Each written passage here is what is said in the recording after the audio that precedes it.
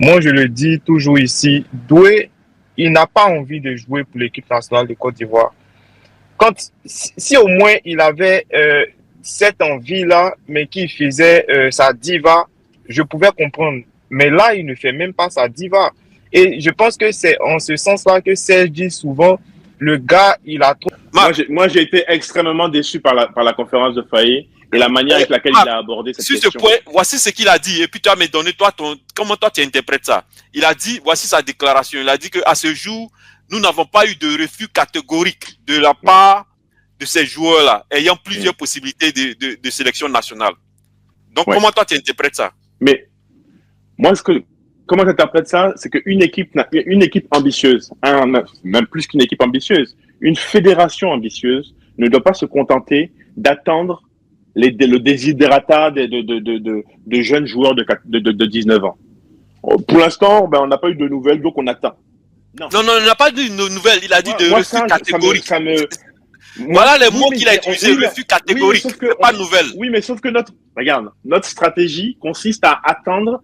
Le travail qui est fait, je reviendrai sur Hakimi pour après, le travail qui est fait à la fédération, c'est dans chaque pays en Europe, on a un scout spécialisé pour ce pays et qui parle la même langue, qui parle le football. Et il explique à chaque talent comment ça va marcher. Il lui explique le projet du Maroc. Et aussi, on les invite à voir le Clairefontaine du Maroc, l'Académie Mohamed VI. Alors, avec tous les complexes, avec tous les terrains, tous les moyens logistiques et tout, et les talents sont subjugués par... La France va regretter Guessant, pas Doué. Dans 2-3 ans, vous allez voir comment Guessant va devenir très très fort, pas Doué. Ah, mais moi, j'ai pas de doute là-dessus. Guessant a un gros potentiel. Mais imagine Guessant et Doué ensemble. Imagine comment Amad Diallo à droite. Doué. Je t'explique comment ça se passe ici en région parisienne. On prend en région parisienne, les gamins dès l'âge de 9 ans ils vont voir les clubs. Et puis c'est à partir de l'âge de 13 ans que officiellement les joueurs partent en centre de formation. Maintenant ils ont changé le système, ils ont fait la préformation. À l'âge de 13 ans ils vont en préformation. Donc Doué là, depuis l'âge de 13 ans, il était talentueux. On savait qu'il allait arriver au haut niveau parce qu'il avait du talent au-dessus de la moyenne.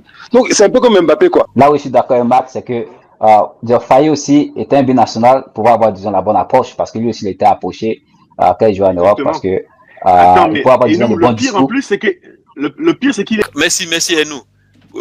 Marc, si tu as un dernier mot avant qu'on se quitte. Ouais, moi j'ai une excellente nouvelle pour